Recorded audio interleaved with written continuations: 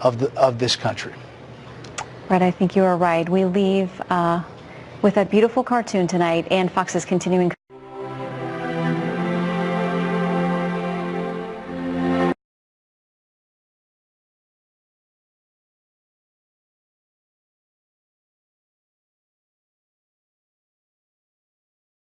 Of Fox and Friends, we are remembering all morning the life and legacy of an American hero, George Herbert Walker Bush, the 41st President of the United States, passing away at the age of 94.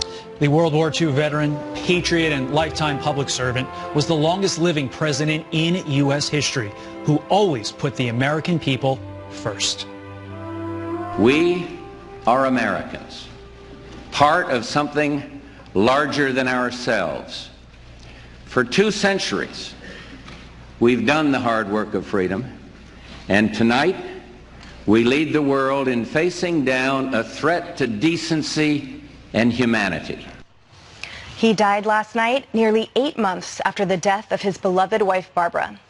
As we said, good morning. It is a very special edition, of course, of Fox and Friends as we reflect on this life and legacy. As you mentioned, an American hero. What stands out to me, when you go through his resume, you know, this is somebody who's not just a president, he was vice president, he was an ambassador to China, ambassador to the United Nations. But after he left office, he said, the most important titles I have now are simply father, husband, and grandfather. And all I can think about as somebody who covered him for a long time and got to know him a little bit is Poppy is gone. Because that's what he was known as to his family. He wasn't known as Mr. President. He was simply known as Poppy. And I think now Poppy is gone.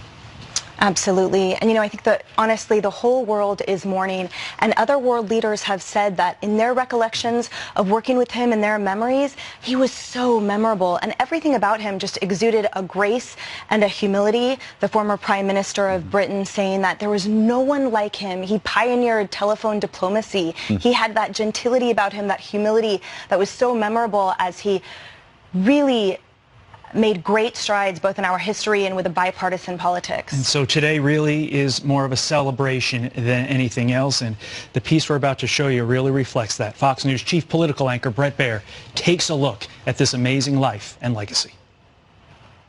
For a new breeze is blowing, and a world refreshed by freedom seems reborn. For in man's heart, if not in fact, the day of the dictator is over. George Bush's hardest test as president was giving the green light for Operation Desert Storm. But he is credited with rescuing the tiny, oil-rich nation of Kuwait from Saddam Hussein's million-man army of Iraq. Before George Herbert Walker Bush took his first step into the White House, he learned to walk in Kennebunkport, Maine. Born June 12, 1924, in the town of Milton, Massachusetts, to a family already deeply involved in public service, he was the second of 5 children to Dorothy and Senator Prescott Bush. With high school behind him, George was accepted at Yale University, but put his education on hold. The start of the Second World War beckoned him to serve his country instead. In 1942, George Bush celebrated his 18th birthday by enlisting in the U.S. Naval Reserve. Within a year, he was Ensign Bush, the youngest fighter pilot in the Navy. Taking part in 58 combat missions in the Pacific Theater, Bush was flying his plane on a special bombing mission over China when he was shot down by the Japanese and was forced to bail out at sea. He survived, though his crew did not. I'm floating around in this raft, paddling, and then all of a sudden saw this conning tower come up and saw the submarine surface. With the end of the war in sight, Bush set his sights on Barbara Pierce. The two wed in 1945, while Bush was still in the Navy. They would have 6 children, including our 43rd president, George W. Bush, and popular Florida Governor Jeb. Bush left the Navy and graduated from Yale before he and Barbara moved to Texas to find his dreams on an oil field. By the age of 30, he was co-founder and president of Zapata Offshore, which pioneered experimental drilling equipment. But just like his father, Bush was attracted to public service and politics. After losing his first political race for a Senate seat in 1964, he was elected to the House of Representatives 2 years later, serving 2 terms. Encouraged by Richard Nixon to run again for the Senate in 1970, he was defeated a second time. He moved on to high government positions. In 1971, Richard Nixon appointed him ambassador to the United Nations. And in 1973, he became chairman of the Republican National Committee at the height of the Watergate scandal. In that role, Bush urged Nixon to resign for the good of the party. I shall resign the presidency effective at noon tomorrow. President Gerald Ford sent Bush to China as chief of the U.S. Liaison Office. A short time later, Ford called him home to be director of the CIA, and Bush was credited with bringing morale back to the agency. Bush left in 1977 when President Carter entered the White House. By 1979, he was ready to get back into the political ring. Ladies and gentlemen, I am a candidate for President of the United States. Bush was seen as a moderate alternative to Ronald Reagan, but dropped out of the presidential campaign after poor primary performances. A short time later, he accepted Reagan's offer to be his running mate. Reagan won in a landslide. During his 8 years as vice president, Bush was credited with softening Reagan's view of the Soviet Union and pressed hard on issues like deregulation and the war on drugs. In a natural progression, Bush became the Republican Party's nominee in 1988, with Senator Dan Quayle from Indiana as his running mate. The Republican team defeated Massachusetts Governor Michael Dukakis and Texas Senator Lloyd Bentsen. I, George Herbert Walker Bush, do solemnly swear. During his presidency, the Soviet Union dissolved, the Berlin Wall fell, and Manuel Noriega was arrested, securing the Panama Canal. But everything came to a head when Iraq's Saddam Hussein invaded neighboring Kuwait. We're not walking away until our mission is done, until the invader is out of Kuwait. President Bush reacted quickly, committing over 400,000 U.S. troops and building a strong coalition of allies. Operation Desert Storm had begun. The majority of America supported the president's decision to throw Saddam Hussein back into Iraq, and Bush's popularity rating hit an all-time high. Most thought he was unbeatable for a second term. But a broken campaign promise, Read my lips. would come back to haunt the 41st president. And in the fall of 1992, with the war a distant memory, George Bush lost re-election to former Arkansas Governor Bill Clinton. Bush traveled to Kuwait to commemorate the Gulf War in 1993. An assassination plot on his life was uncovered, but Bush was unharmed. It was later discovered the poorly orchestrated plan was the work of the Iraqi intelligence service. A Kuwaiti court would convict all but one of the defendants.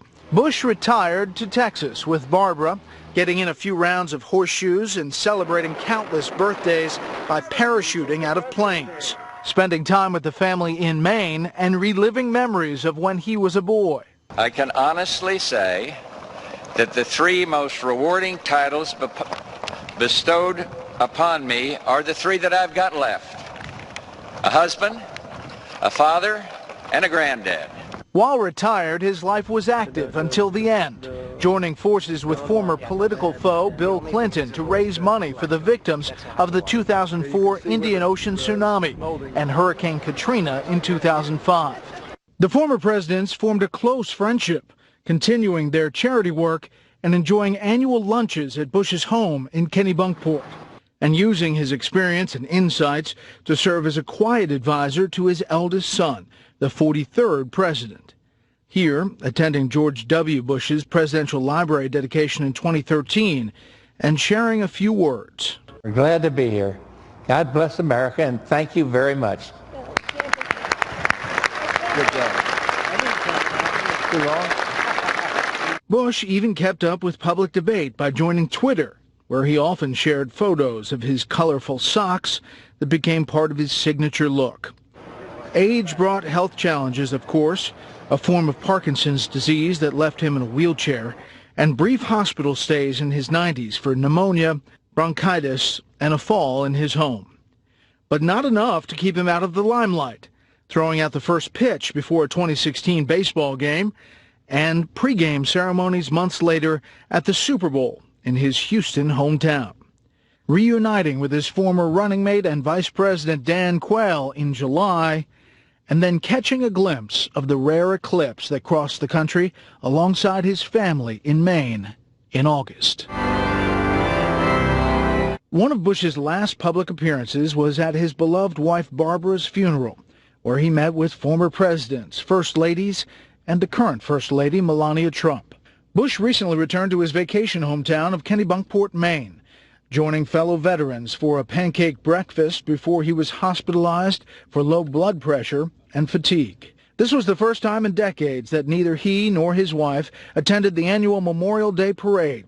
He wrote in a tweet, he is, quote, forever grateful not only to those patriots who made the ultimate sacrifice for our nation, but also the Gold Star families whose heritage is imbued with their honor and heroism. Known for his maturity and straightforward approach, George H.W. Bush called this country to be better in hopes of inspiring the people to be great.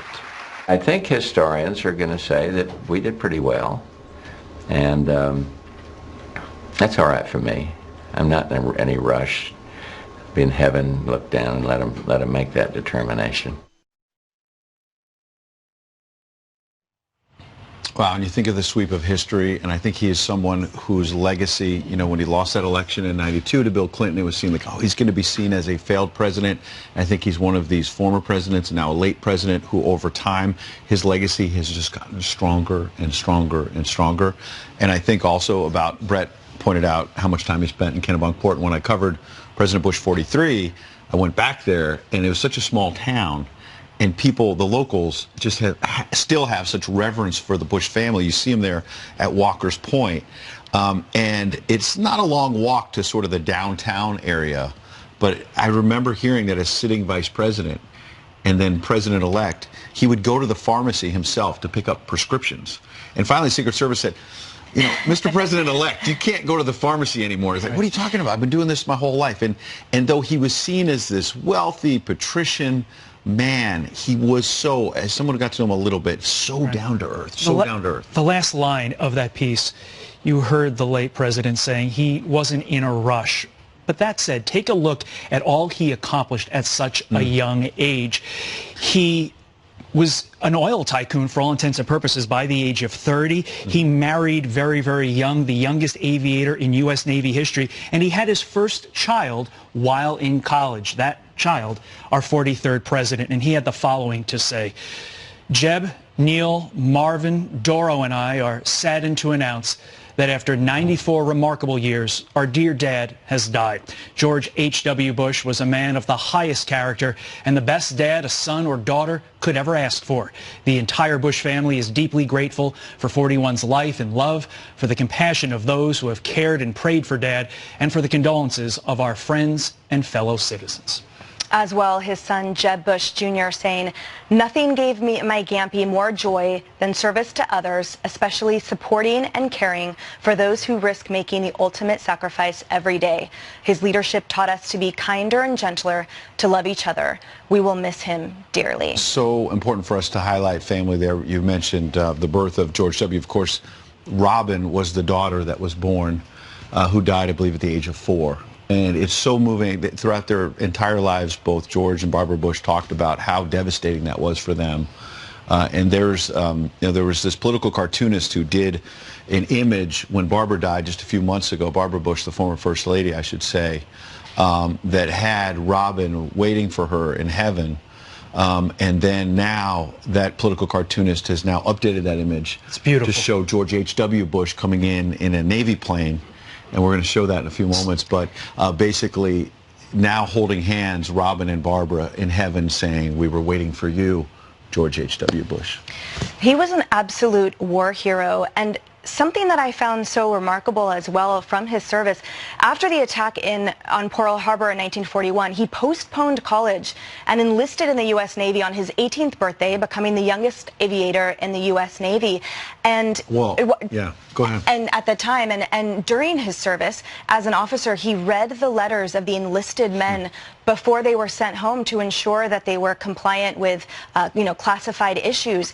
And he referenced that. He referenced that experience in part as the humanizing quality that he had, the ability to connect all that he knew about the soldiers and the constituents, his future constituents in the country, that he learned what life was like in the Midwest. He learned what life was like in large cities and small towns from reading those letters and reading those that came from the have-nots. Such a great, important point. And I mentioned that a moment ago, that he came from great wealth. And it's easy for us in the media, and I saw this throughout his presidency, a lot of people just sort of cast him as this wealthy guy, out of touch. And yet what Emily was just saying, I mean, stop there and think about that for a minute. At the age of 18, after Pearl Harbor, he's the son of Senator Prescott Bush of Connecticut. He's wealthy. He could avoid war. He doesn't have to enlist in the Navy. He postponed Yale, not a state school. Let's go to Yale. Yeah. Let's go make a lot of money after that. You could do all of that. Instead, no. He served his country, and I think that is so important to underline, and is a good transition to our friend and colleague Pete Hegseth, who's at the Reagan Presidential Library this morning. It was previously scheduled. He's doing an event there. We were planning to have you on the show, but not to talk about the life and legacy of George H.W. Bush. But now we have that opportunity, and you, Pete, as someone who served our country as well, reflect a little bit on the service that we saw from the former president. Yeah, I mean, only being at George H.W. Bush's Presidential Library would be more fitting, but still fitting here at the Ronald Reagan Presidential Library, because without Ronald Reagan as president, you likely never have President George H.W. Bush. This Air Force One as well, used by Ronald Reagan here at this library, but also used by George H.W. Bush. So a lot of history behind us. And as you mentioned, you mentioned his service, which is so central to who he was and how his generation, the greatest generation, was forged. I can only liken it to my own experience after 9/11, a generation of men and women mobilized for war to defend this nation. As you said, December 7th, 1941, a day that will live in infamy. I read about it in the history books, but for that generation, it awoke America to service and a vicious enemy abroad. And you mentioned it, you said it, I don't need to repeat it, but he went to Phillips Exeter as a son of a senator, wealthy family, could have gone to Yale, instead enlisted as a naval aviator. And as a naval aviator, he got the job stationed on aircraft carriers, assigned to a torpedo squadron, saw some of the most significant Pacific battles aboard the USS San Jacinto, engaging with Japanese enemies on multiple occasions, over 58 combat missions that he flew over the course of his time in World War II. A fateful day, as you've all alluded to, was on September 2nd, 1944. He was a part of a bombing run. He was hit by his plane was hit by anti-aircraft gunfire, set ablaze. His engine is on fire, yet while his engine's on fire, he completes the attack, releases bombs on the Japanese enemy submarines below, hit the target, destroying those targets, then still ablaze, knowing if captured, he'll likely be tortured and killed, flies miles out with his engine on fire to bail out. The other member of his crew, unfortunately, his parachute does not deploy. George H.W. Bush's parachute does deploy. For 4 hours, he's in an inflatable raft in the middle of the Pacific, rescued by a U.S. submarine. As I mentioned, others who were captured in that attack were killed. And it left H.W. Bush to ask, why had I been spared, and what does God have for me? I think so. You talk about the medals, a Distinguished Flying Medal, or excuse me, Distinguished Flying Cross, 3 air medals. But as a future public servant and someone who came out of World War II, hailed a hero, he also said, what more can I give back to my country? Yep. And you saw that in going to Texas, running for office, all the things he did, as you've mentioned before. So the military aspect of George H.W. Bush should be celebrated as a reminder of a generation that we're losing more and more of each single day. And Pete, to add on to what he did following all those sacrifices that he did give to the country as a soldier, not only congressman, like you mentioned, UN ambassador, RNC chair, CIA director, liaison to China, and of course vice president and president. He was from that generation, Pete, like you said, that viewed public service sort of as an obligation, not as something, a way to make money later on in your future. He'd already made his money, so much of it, at least, you know, in his 30s, as a millionaire, and he'd already served his country as a war hero. But then to give so many more years, decades, in fact, to his country really does speak to his legacy. His presidency he could have coasted on it, but he ultimately... He ultimately earned it. I mean, this is a guy we know as a former congressman, and for his successes. But he lost just as much as he won. He lost his first race for the U.S. Senate in Texas before then becoming a congressman. Then Richard Nixon comes to him, asks him to run for the Senate against one of his rivals. He loses that race, so he makes him the UN ambassador. Of course, famously lost in 1980 to Ronald Reagan before becoming his running mate, winning. So, I mean, this is a guy who's seen a lot of successes and a lot of highs, but a lot of difficulties as well, which is a part of the American spirit. When you fail, you pull yourself up and you keep fighting in service of something greater than yourself. And I think this morning that's something to remember with George Herbert Walker Bush. Absolutely, Pete. And you know, when he lost his second presidential election, his staff and children, they stated that they learned grace and defeat from that, that was such a learning moment from them, that he demonstrated and he exhibited such grace in defeat and despite defeat. His presidency was remarkable as well. You know, it was said that at the Prime Minister's residence in the UK, he was the only visitor to shake hands with the doorman, and that in the dissolution of the USSR, that Gorbachev's first phone call was to then President H.W. Bush, and how remarkable that was, that the level of connection and how prolific these connections were that he made across the world. He created coalitions, literally, but also that he knew the names of every staff member, and every staff member's spouses and families, referenced them by name. That amount of grace and, again, humility, connection that he exhibited in all of his positions. You know, as congressman, he signed the Open Housing Act, and that was despite that his backers didn't want him to, but he said, I fought with these men in the Pacific. They should live wherever they want, and I will stand for that. Yep. He was a staunch advocate for that. We think of him as a World War II vet. We think of him for Desert Storm, for the coalition that he built to push back Saddam. We don't always think of him as a Cold Warrior, which we should. The wall fell under his watch alongside Ronald Reagan. Just about a half mile here at this location, there's a portion of that Berlin Wall. Talk about someone who followed through on Ronald Reagan's legacy to stare down the communists, tear down that wall, open that gate. That was George H.W. Bush, and he deserves a lot of credit for that. Pete, we're going to be getting great insights, and we'll be coming to you throughout the morning. It's terrible that we have to even think about and contemplate the death of George H.W. Bush after so much service, but the fact you're at the Reagan Library can add this perspective is something we'll be doing all morning long, so we'll be back to you shortly. You got it, guys. All right. Here is former President Bush reflecting himself on his presidency. Watch. I think I learned that we were fairly successful, and I remain convinced that we did it with honor, and that we were very corrupt-free administration. We managed humongous historical change, capsulized into a 4-year period with finesse, I think, with strength. As we saw, you know, the Berlin Wall came down, Germany was unified, Eastern Europe was freed, Baltics were freed, Russia imploded, aggression was set back in the Gulf. We handled a very difficult situation at the time at Tiananmen Square with China. And so we were faced with major foreign policy problems, and I think we conducted ourselves pretty well. And I think that my resistance of some of these spending programs to try to correct the economy might have hurt me, but I think it was the right thing to do, and I was proud of things like the Americans with Disabilities Act and civil rights legislation.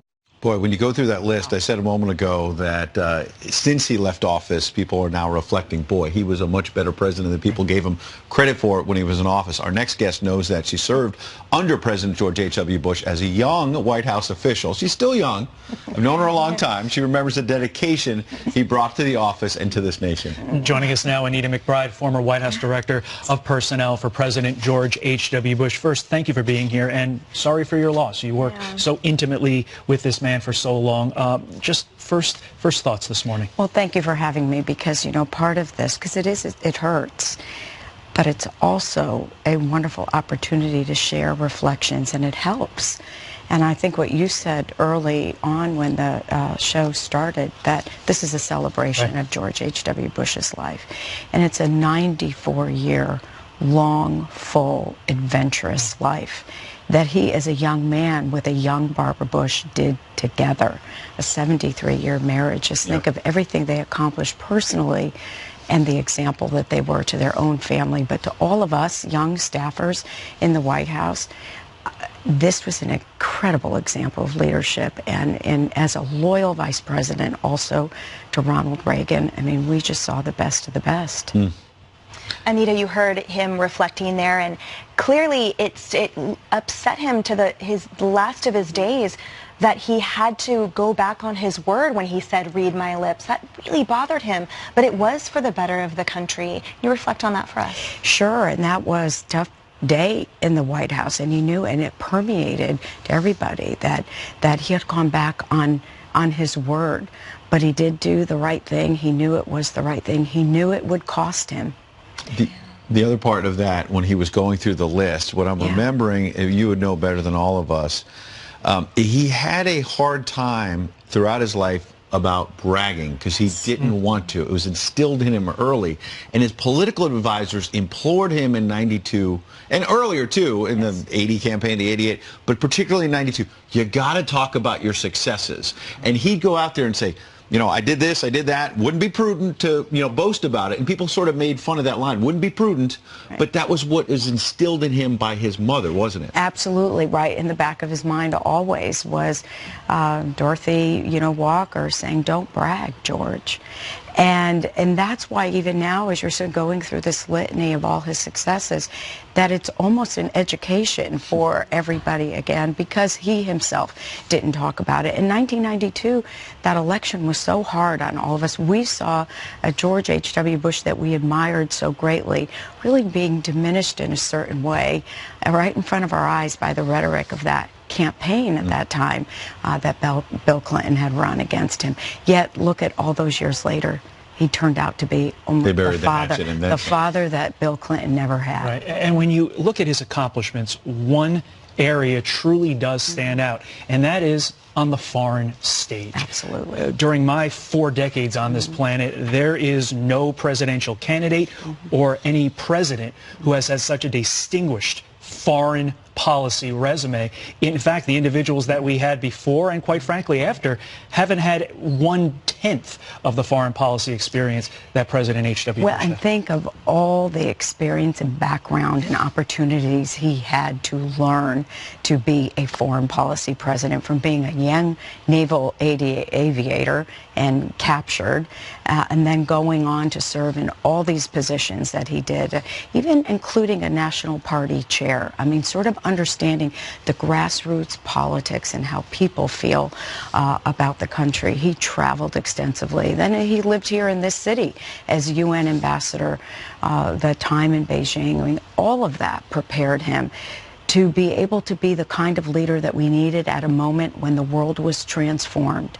And in particular, when he talked about the Berlin Wall coming down, and so many of his advisors in the White House at the time were telling you, and even members of Congress, you need to go to Germany and you need to be there while this is happening.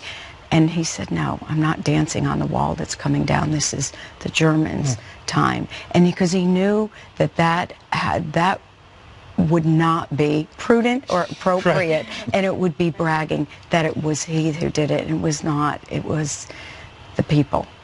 Right.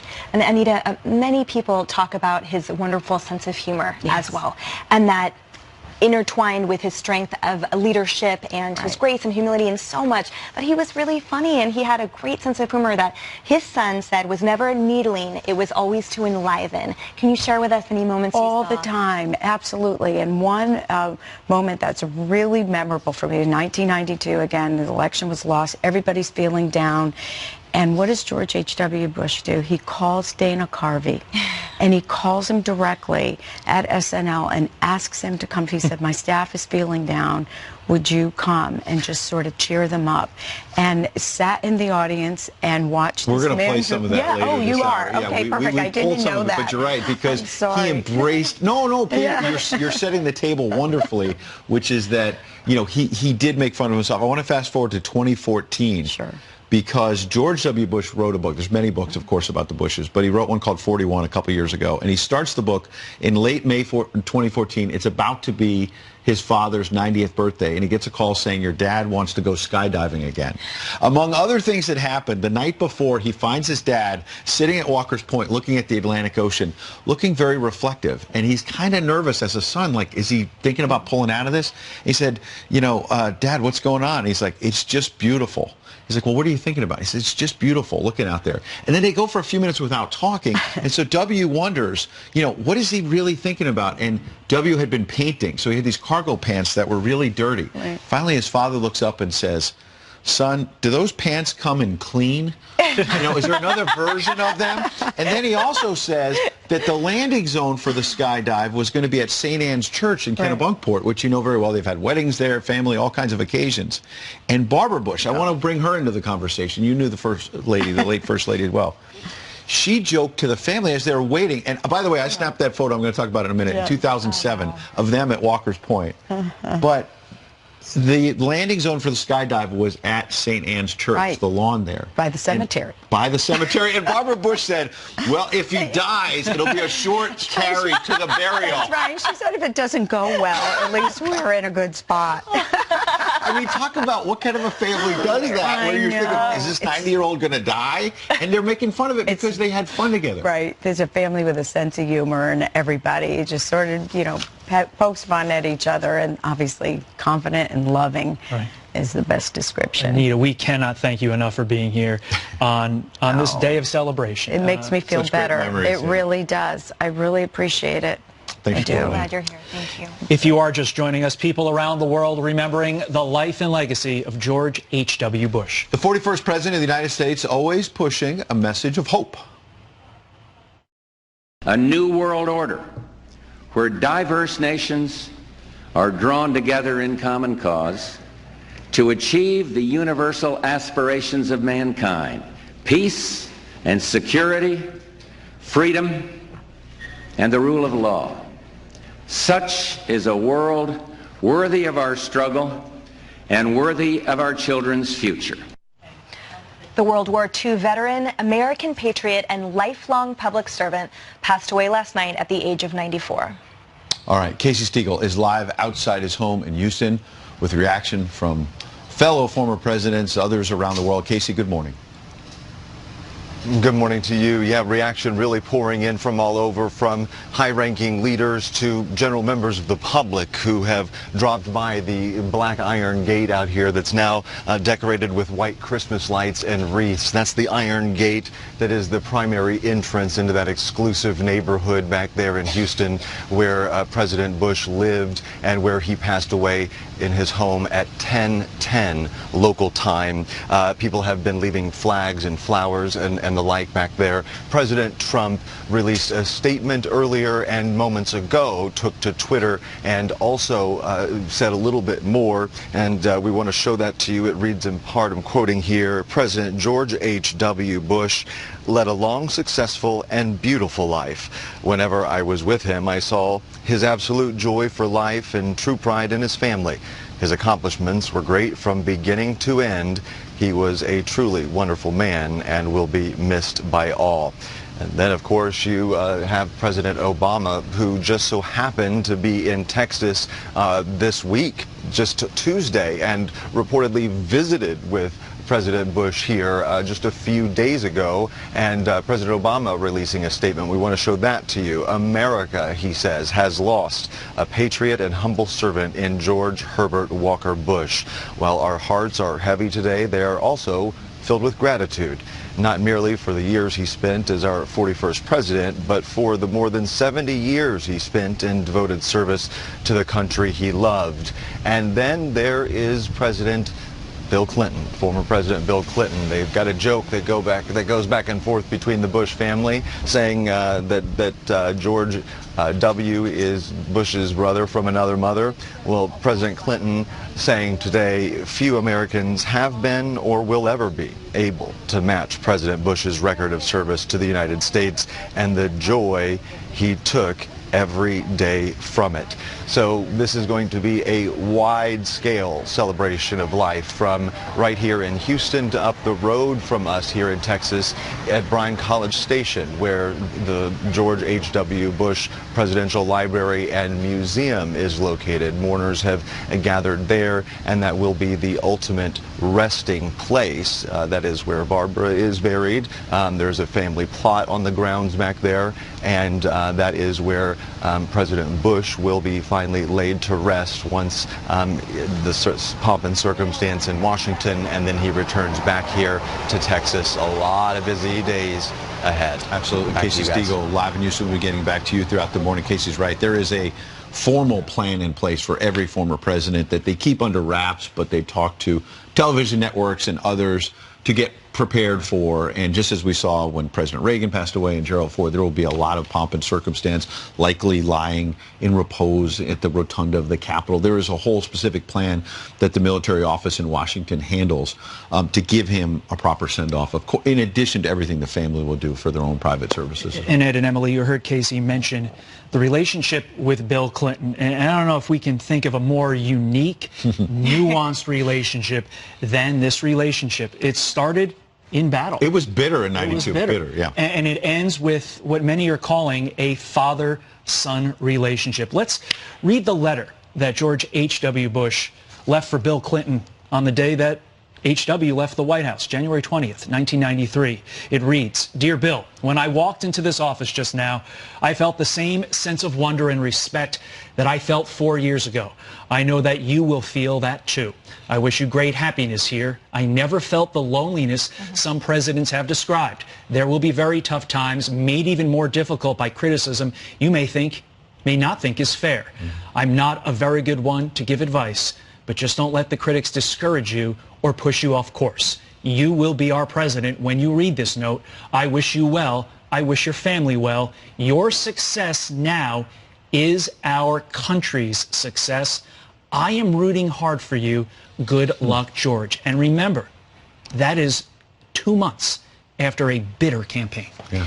It speaks so highly of the fact that Herbert Walker Bush was such a great man. Truly, he was such a great man in that he lost that, as you put, bitter election. He took it personally that he was not reelected because it was personal to him that he wasn't able to keep his word to the American people, even though he did it, as he put it, for his country. And you're right, it's an interesting relationship that developed. They became so close. Condoleezza Rice called them the odd couple.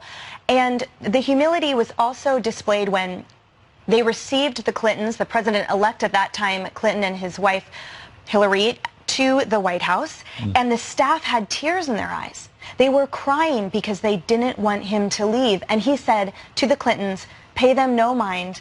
They'll do the same for you when you leave." Well, you think about the humility and grace, the grace in someone who just beat you in an election to say, "I'm rooting hard for you," and all of that, especially you think about the difficult political times we have now. Hard to believe you'd hear similar these days from either party. But then beyond that, I'm struck by the humility of, I'm not great at giving advice. Hang on a second. You know, you were a war hero. You were vice president, ambassador, at the UN and China, and president of the United States. Oh, right. By the way, a father, grandfather, husband. Sounds to me like a wonderful role model and man, as Emily said, but also someone who probably has a little bit of advice to give to people. Sure. I'd take his advice, and yet he's saying, I'm not good at giving advice. And Brad Blakeman served in the Bush administration. And Brad, talk about that kind of humility, that someone with that kind of resume, that kind of accomplishment, serving his country and all of the rest, is like, I'm not good at giving advice. It's rare commodity. In this town of Washington, in a sea of politicians, George H.W. Bush was a statesman. He knew how to work with people. And a lot of it came from his military background and sports. He was competitive, but he could disagree without being disagreeable. He could work across the aisle when necessary. And he was a guy who was interested, first and foremost, in his country. Sure, he was a partisan. He was a Republican. And he was a leader of our party. He was our president. But George Bush saw beyond the partisan divide, and he understood that you had to work to the other side, and compromise wasn't a bad thing. You have to do it in every facet of your life, so why should politics be any different? And his great success was the ability to be human as president, right. and to not hot dog it. You know, his mother used to say braggadocio, and he would say that sometimes in speeches, and he really meant it. I saw him when the cameras weren't on. He was the real deal. He was the same guy before a camera as he was behind it, and he treated everybody with respect. He didn't care who you were. We've touched upon this briefly this morning, but let's go back to the '92 election. You recall in January of 1991, here's an individual with, by many accounts, 90% approval rating, and yet just a few months later, he loses his bid for re-election. We've mentioned this braggadociousness or lack thereof.